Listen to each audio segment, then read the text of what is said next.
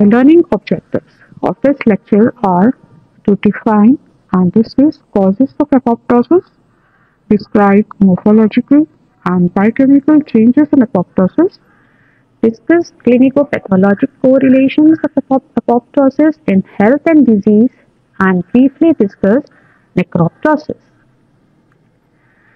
So this slide you must be seeing multiple times in your last lecture. I'm just going to have just a quick review.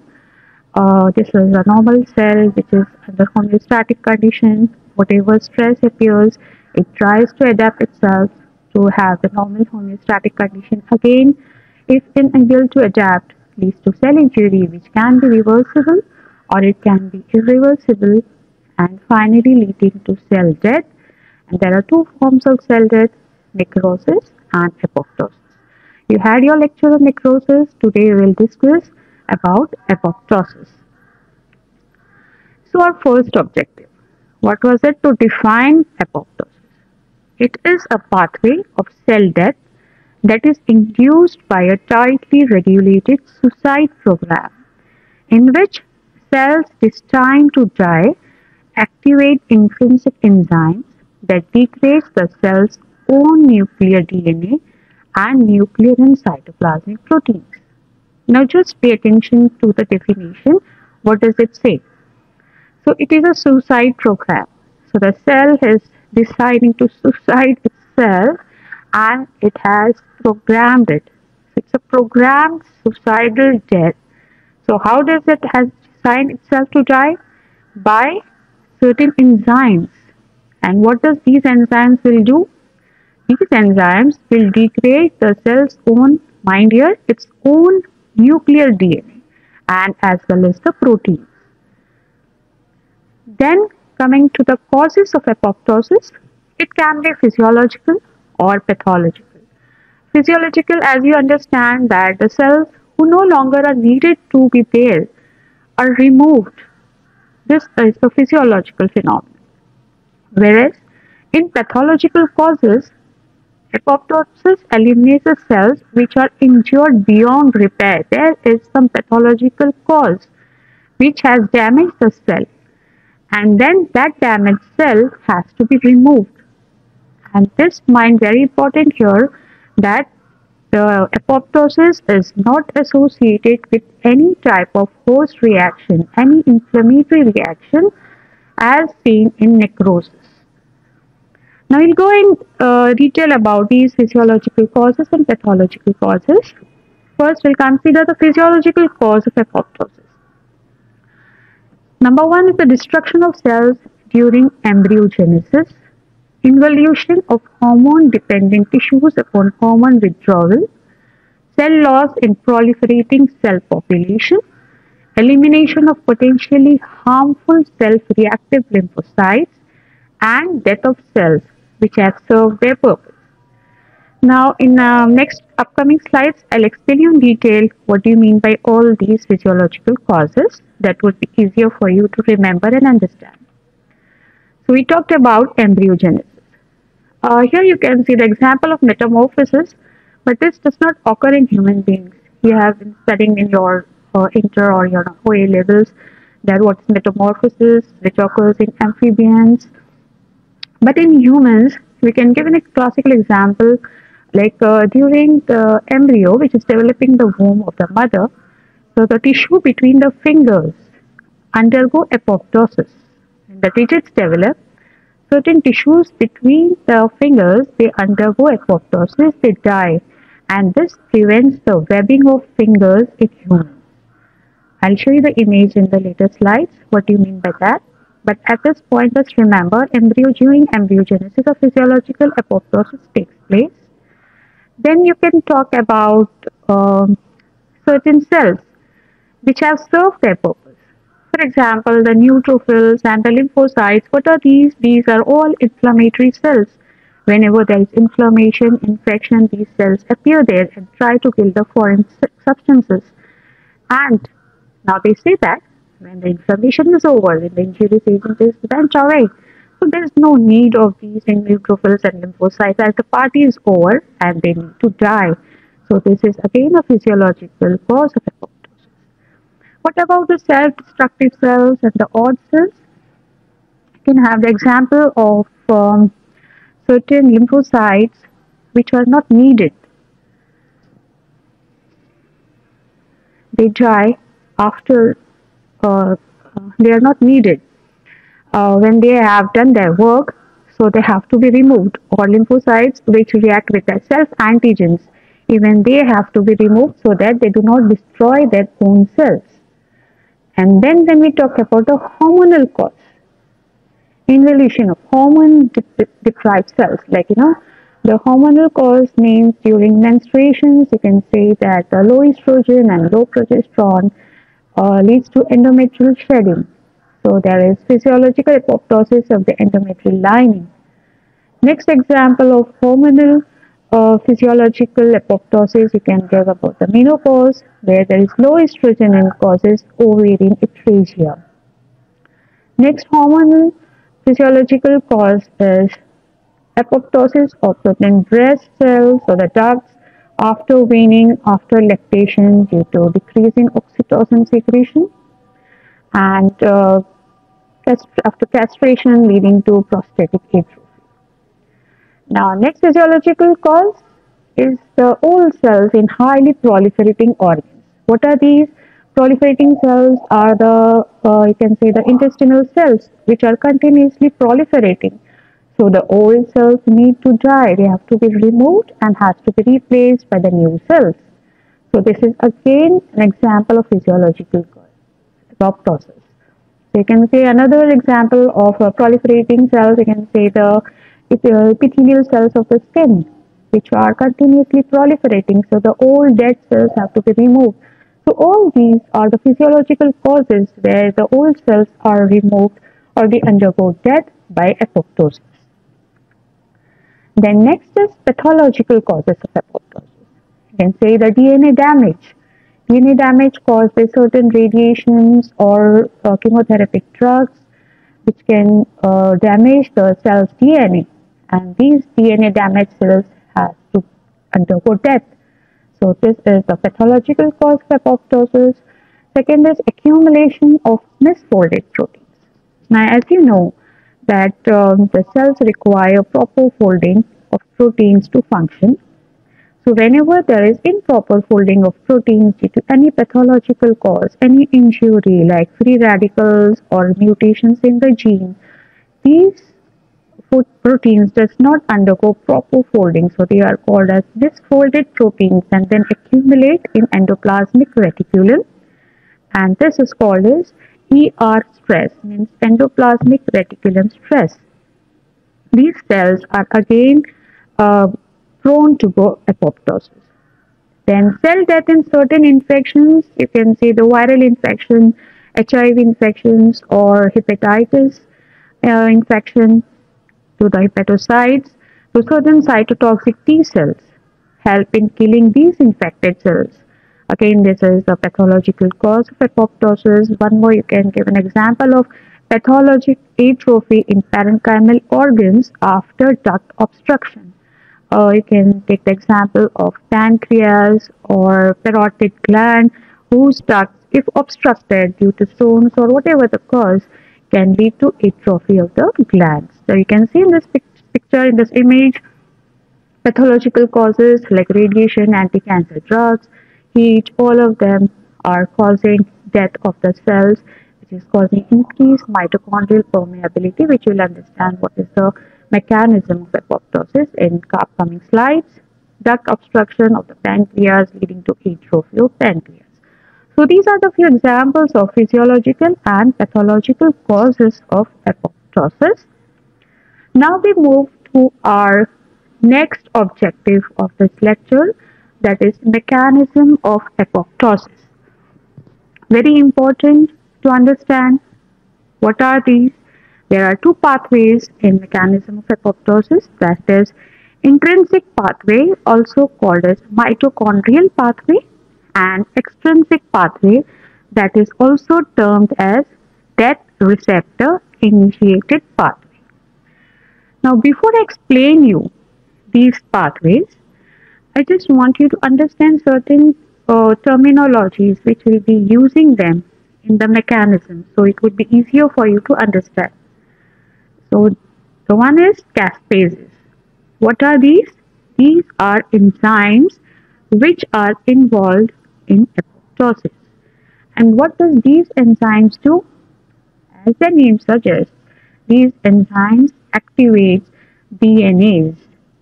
DNAs which causes destruction of DNA. As we said in the definition of apoptosis, that the cell is now preparing itself for self-death, for the societal program. So what is it preparing? It is activating the caspases. And how, what this caspase, these enzymes is going to do? It is going to kill the cell's own DNA. The cell's own proteins are degraded. And by what? By activating the DNAs. DNAs will go and degrade the DNA of the own cell. It will lead to fragmentation of the cell, of the DNA, right? So the caspases can be initiators or executioners. As the name suggests, initiators means they initiate the pathway of apoptosis, initiate the caspases, the enzymes to more activation, and the executioners which continue the degradation of the cell. So the initiators you should remember, for the intrinsic pathway it is caspase 9, for the extrinsic pathway these are caspase 8 and 10. The executioners for the intrinsic it's named as caspase 3, and for the extrinsic it is named as caspase 6. Then begin with intrinsic mitochondrial pathway of apoptosis. Here I would like to introduce you with an interesting family, that is BCL family. Now this is the, suppose you think this is the head of the grandfather of the family, and it has three heads: the anti-apoptotic, pro-apoptotic, and the sensors. Now you can understand from the name, anti means which inhibits apoptosis, inhibits the cell death. Pro-apoptosis means which stimulates apoptosis, and sensors which are also called as BH3.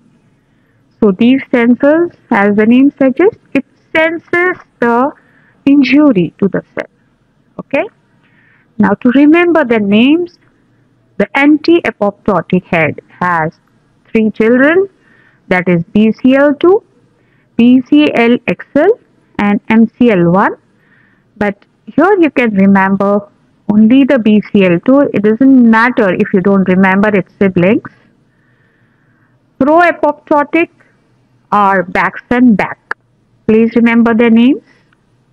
And what are the sensors? BH3 groups. They are BIM, BID, and BAD. They are really bad brothers which will sense the injury and kill the cell. And the other sisters are the Puma and Noxa. It doesn't matter if you don't remember them, but do remember these three bad brothers, the BIM, BID, and BAD, which are the sensors.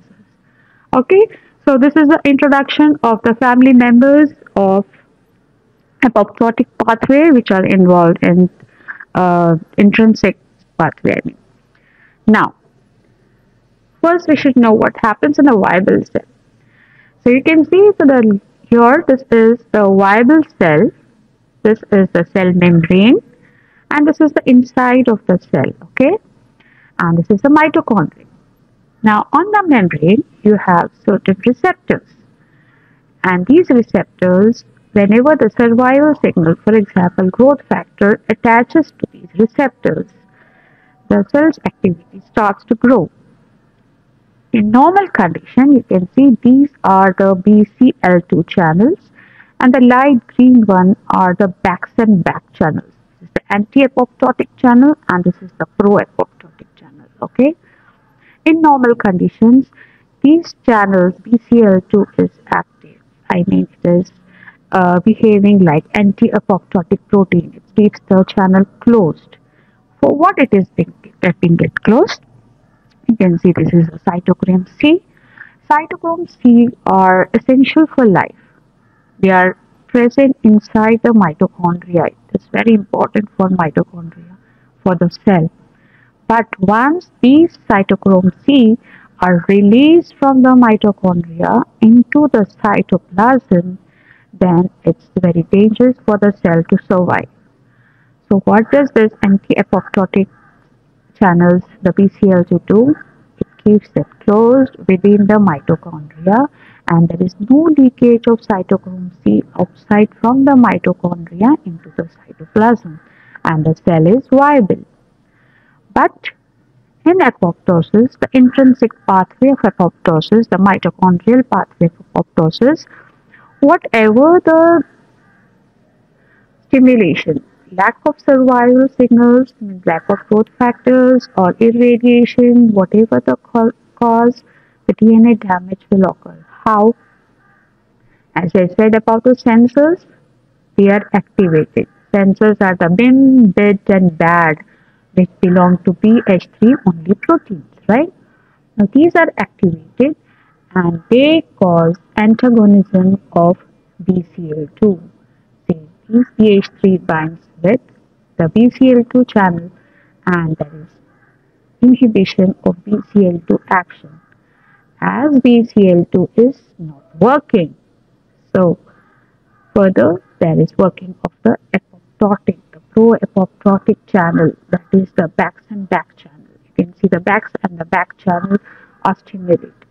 So there is inhibition of BCL2 and there is stimulation or activation of the backs and back channels, pro-apoptotic channels, and these cause the cytochrome C to leak out from the mitochondria into the cytoplasm.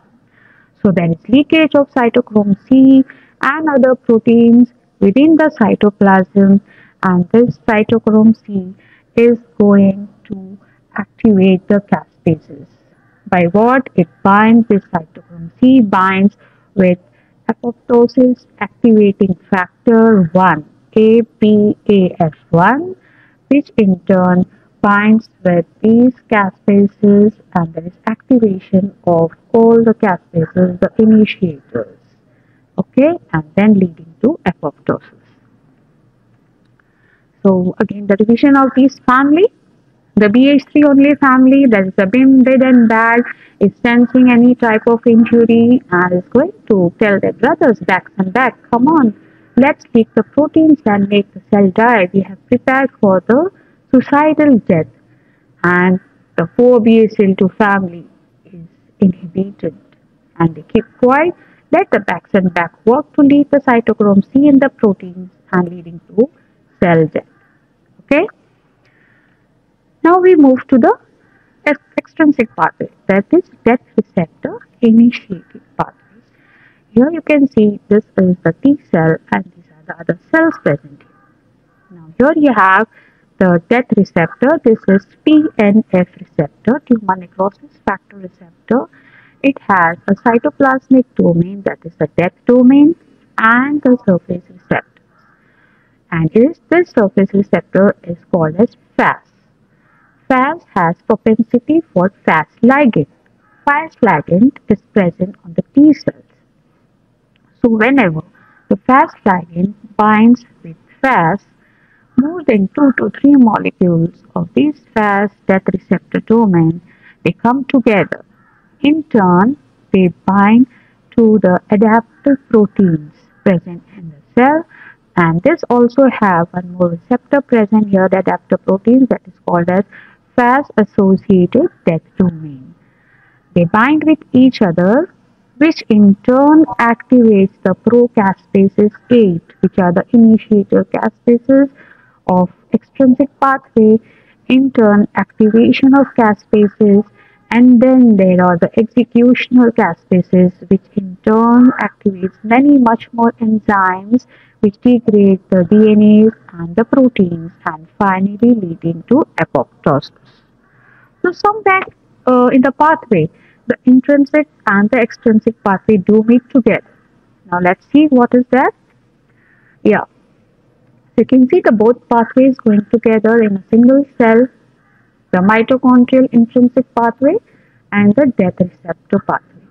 So whatever type of the injury As I said, you have the regulators, the BCL2, which are the inhibitors, and the BACL2 family sensors, which sense the injury. They activate the Braxton back. In turn, the mitochondria or the cytochrome C is thrown out of the mitochondria and activates the other pro-apoptotic proteins, the caspases, and the initiators. You can see the initiators are activated over here, and then you have here the death receptor. Again, this is the fast ligand. The TNF receptor is the fast receptors, and the fast ligand acting with adaptor proteins initiate the cascade. So the caspases are initiated, then the executional caspase, which continues the stimulation of or the activation of the enzymes together. So they cause endonucleases activation, which cleaves the DNA into fragments.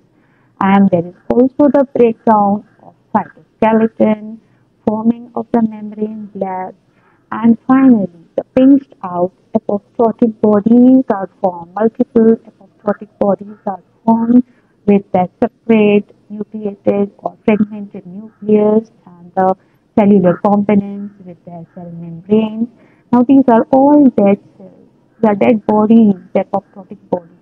Now, how, like, why they are there in the body system? They are no more needed. So here there is the function of phagocytes. They come around, sense the apoptotic or the dead body, and they engulf. And thus they remove the dead dead cells from the body.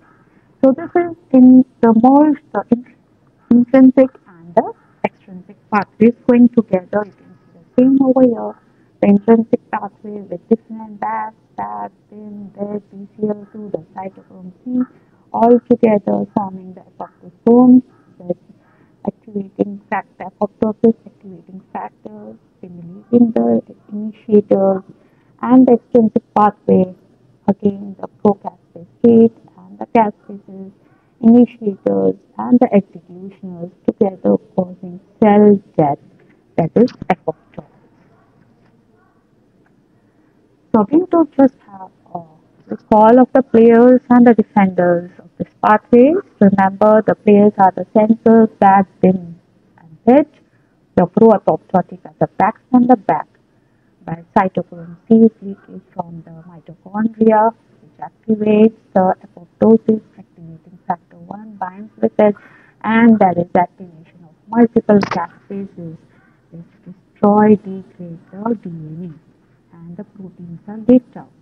Whereas in a viable cell, the defenders are more active, that is anti-apoptotic proteins, that is BCL2, and there are also the inhibitors of apoptosis, which inhibit apoptosis. So you don't go into much detail about the IAPs, but just remember that neutralization of these IAPs is also needed for the caspases to work.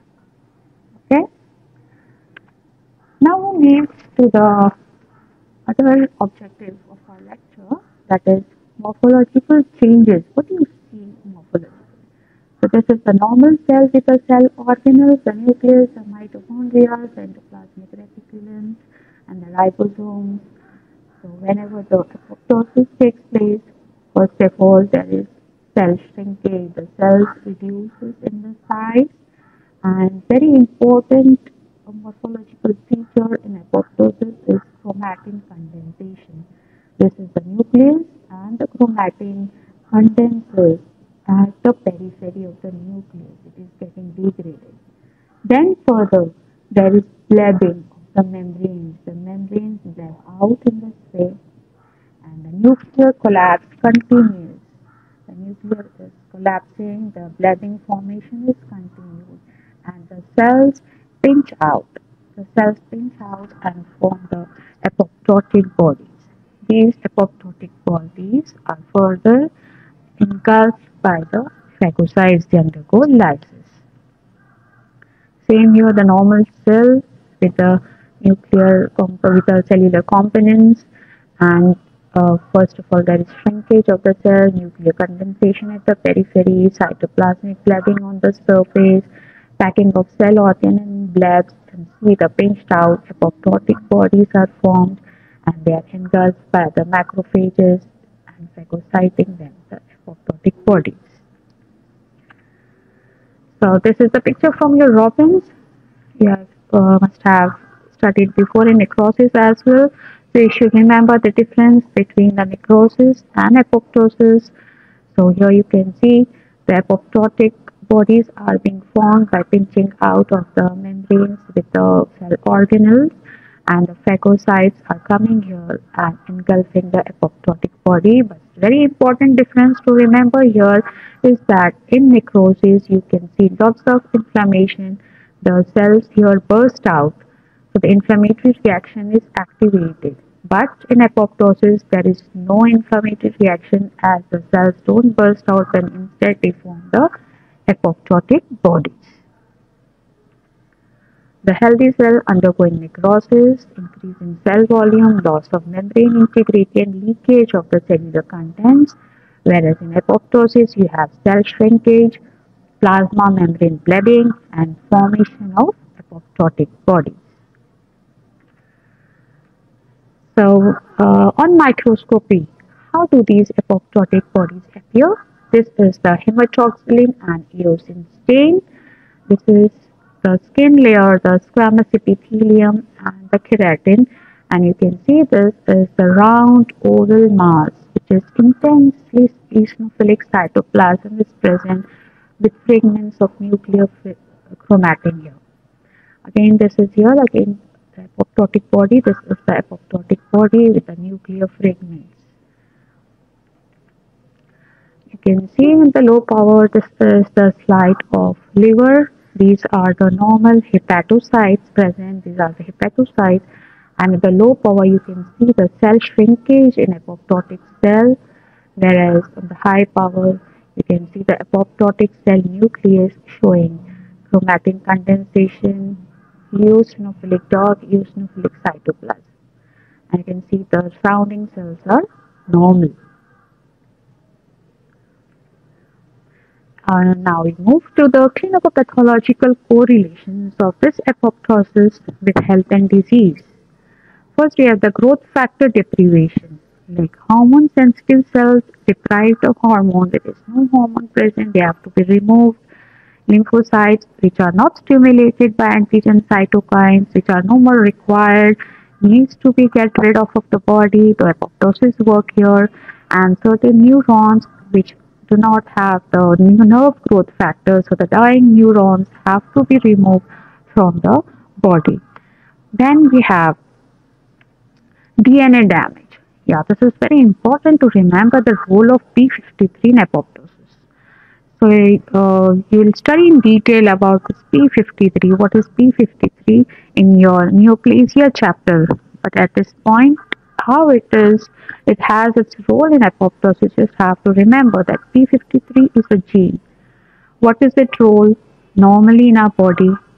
So whenever there is damage to the DNA of a cell, this P53 arrests the cell in the cell cycle. A cell cycle is, where the cells proliferate themselves. They go on dividing themselves.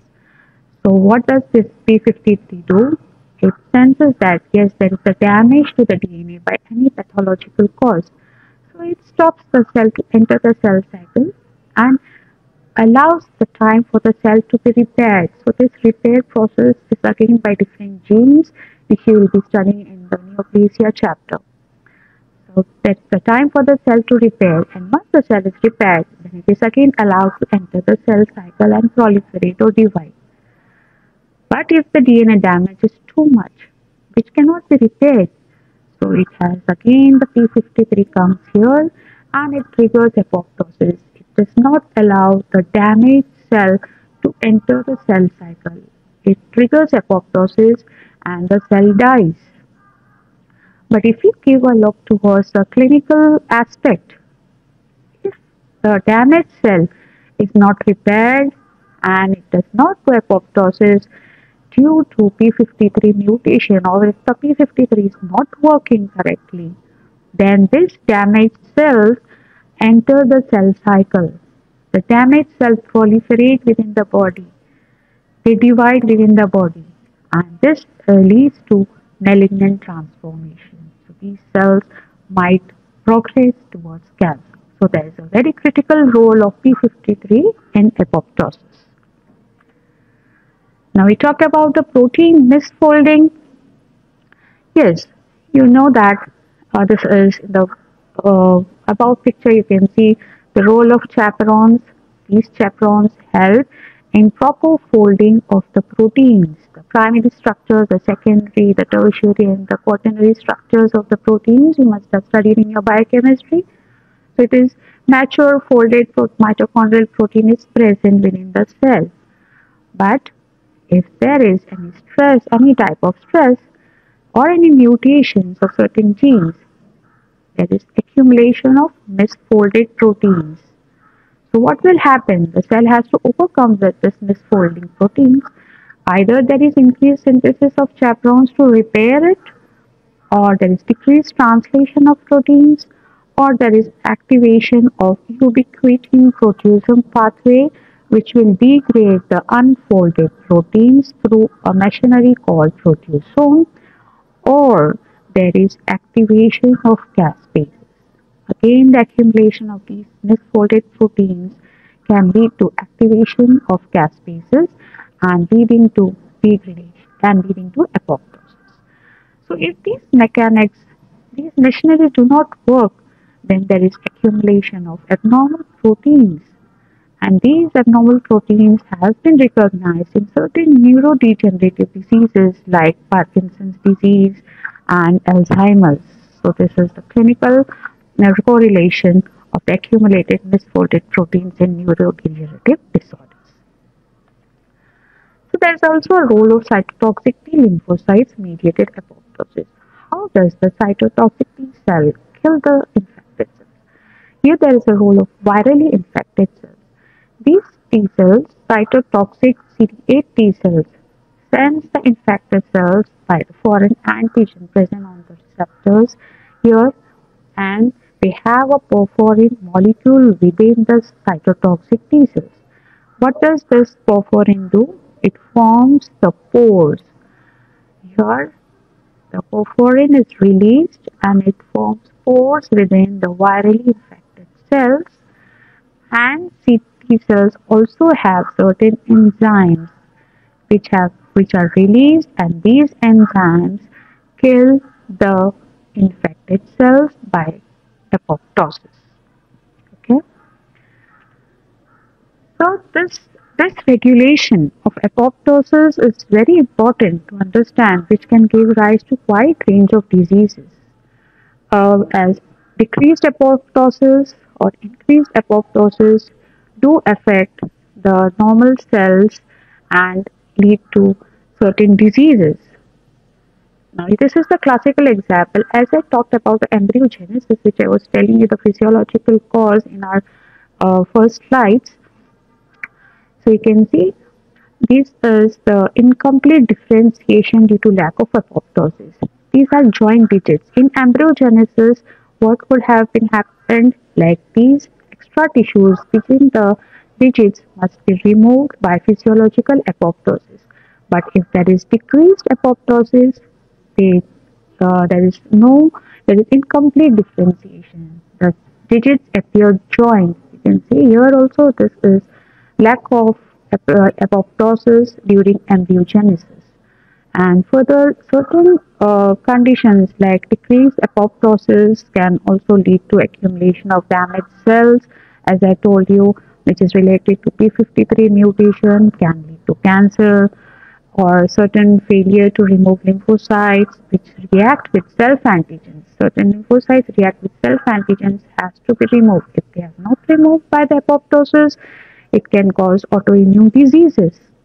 Okay, and increased apoptosis and excessive cell death of the neurons can lead to neurodegenerative diseases. So it's very important to relate decreased or increased apoptosis with the diseases. Clinically correlation is very important of the apoptosis with the diseases. Now, the last entity to study is left is necroptosis. You can understand from the word. Necroptosis means necrosis and apoptosis are going together. This is called as programmed necrosis.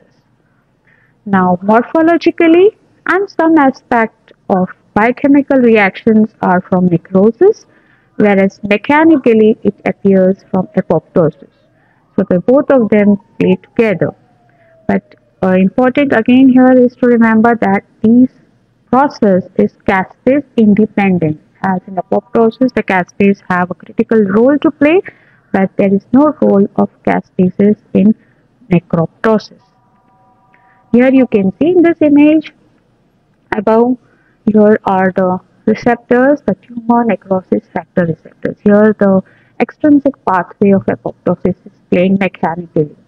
Okay, and the receptors are present and the ligand is binding over here and it activates the receptor associated kinases. These RIP1 and RIP3 complexes are termed as receptor associated kinases, and you can see the caspase 8 has been binded here. But when there is failure to activate this caspase 8, a necrosome will form and undergoes metabolic alterations. What are these? These are associated with necrosis. So this part is of apoptosis, the extrinsic pathway, and here the necrosis pathway activates, plays the role by decreasing the ATP in the mitochondria, increase free radicals, lipid peroxidation, and there is damage to proteins and the DNA and the membrane swelling, degradation of cellular macromolecules, and finally there is loss of cell and organelle integrity. You can see this is cell death by necroptosis. First, the mechanically the apoptosis is playing the role, and then the necrotic factors, the chemical reactions of necrosis come across, and morphologically resembling again the necrosis. And what about the apoptosis? Here again, activation of caspase 8 can lead to cell death by apoptosis. So the necroptosis can be physiological and pathological. Physiological example is during formation of bone growth plate, or pathological where the cell death is associated with steatohepatitis. Steatohepatitis is the condition of liver where there is accumulation of fat and inflammatory cells, and the hepatocytes undergo death. Then acute pancreatitis, inflammation of pancreas, reperfusion injury, and certain neurodegenerative diseases also exhibit necroptosis pathway. So the backup mechanism and host defense against certain viruses that encode caspase inhibitors, for example, cytomegalovirus, also exhibit the necroptosis pathway. Then in the end, we'll have a short summary. Apoptosis is a programmed cell death which is characterized by enzymatic digestion of proteins and DNA. It can be physiological and pathological. There are two major pathways of apoptosis, that is intrinsic and extrinsic, and the caspases act as enzymes which are initiators and executioners. Okay. Now,